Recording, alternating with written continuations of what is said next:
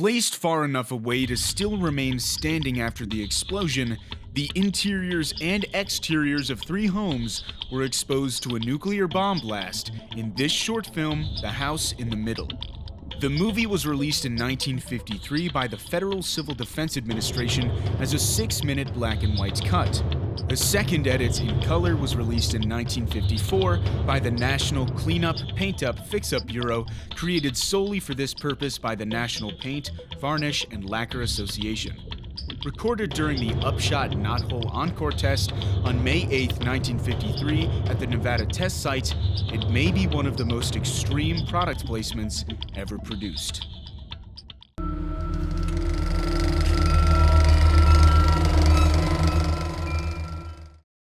Fresh paint. The main idea, according to the presenter and narrator of the film, was to see, quote, what would happen to such a town if it were on the outer fringe of an attack directed to a nearby city, which refers to the average American suburban town. The fear and panic created by the nuclear era launched many unusual opportunities for the economy, allowing companies to profit on both accurate and falsely advertised defense options equally. Civil defense was targeted by corporate and industrial interests that sought to present their products as public service goods linked to safety in advertisements. One such marketing scheme was implemented by the made-up National Cleanup, Paint-Up, Fix-Up Bureau when it partnered with the Federal Civil Defense Administration to publish The House in the Middle microfilm. Its primary intent was to show consumers that using a fresh coat of paint and lacquer could prevent fires or destruction from a nuclear blast. The film could have had a considerable effect on the purchasing and cleaning habits of suburban Americans, as the partnership with a federal agency gave its content legitimacy. The recorded tests were part of Operation Doorstep, a project involving civil defense tested theories on March 17th, during the Operation Upshot-Knothole, which saw 11 nuclear shots fired at the Nevada test site. The particular explosion used for The House in the Middle was called the Encore effects test, which saw multiple objects being placed at differing distances from the blast. These included trees, mannequins, cars, and houses.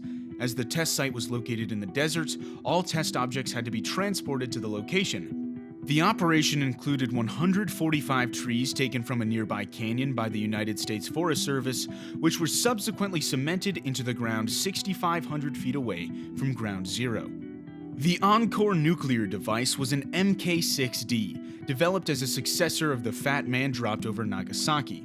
It was dropped at 8:30 a.m. from 19,000 feet by a B-50 Superfortress strategic bomber that accidentally placed the weapon 15 feet west and 937 feet south of the intended target, which may have lessened the expected effects. On the other hand, the Encore explosion had a yield of 37 kilotons despite the intended 30 to 36 kilotons. The blast and thermal conditions were evaluated on wooden frame houses, but not on high-density housing complexes such as apartments, as the intended audience was suburban Americans. The test suggested that untreated, unpainted, and unkempt homes and fences burned faster and more completely than the better-kept spaces. The suburban threat. The film begins with a narrator sharing that the experiments to follow may put in evidence that unkempt properties are not only ugly to look at, but a safety hazard, mainly as they allegedly increase the likelihood of a fire starting after a nuclear weapon is detonated in the distance. The film warns of the dangers that supposedly threaten suburban America in its fight for survival, which are, quote, dead grass, old leaves, and discarded newspapers. 5 fences are presented to the viewer. The 3 towards the center have a net tied to the bottom, tangling supposed ordinary unintentional kindling, such as paper. After the explosion, the 3 middle fences, in a state of more significant decay, catch on fire immediately. The fences on the outer corners, however, allegedly with fresh coats of paint, take longer to burn and are not even shown burning completely. It is unknown whether any of the fences or the kindling were coated in flammable substances. The second test oversees 2 room-sized houses with identical exteriors. The inside of the one to the left is clean, while the one to the right is only slightly disorganized. The explosion almost obliterates the roofs completely, and then, as the narrator states, quote, "The cluttered room of the house on the right bursts into flames.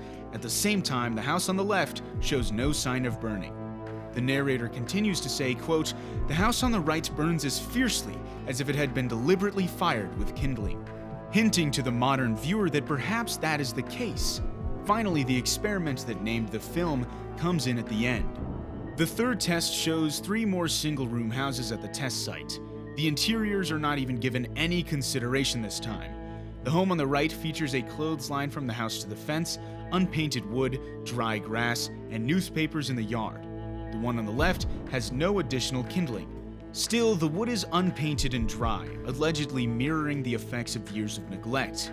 The one in the middle has a clean yard and fresh white paint to protect it from the weather and moisture. After the blast, the house on the right starts burning from the yard to the structure. By the time the explosion is over, only the house in the middle is unburnt. The narrator ominously asks, quote, "Which of these is your house?" Better housekeeping. The scientific experiment and covert advertisement end with the narrator telling viewers that neighborhoods across the entire United States were organizing events to clean up and fix up properties, with children collecting trash and adults applying paint jobs or protective coats to the wood.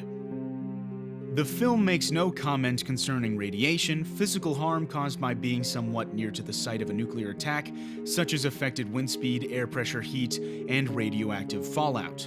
Since those matters are ignored, the Office of Civil Defense declared the film obsolete by 1965, when the department moved to promote fallout shelters.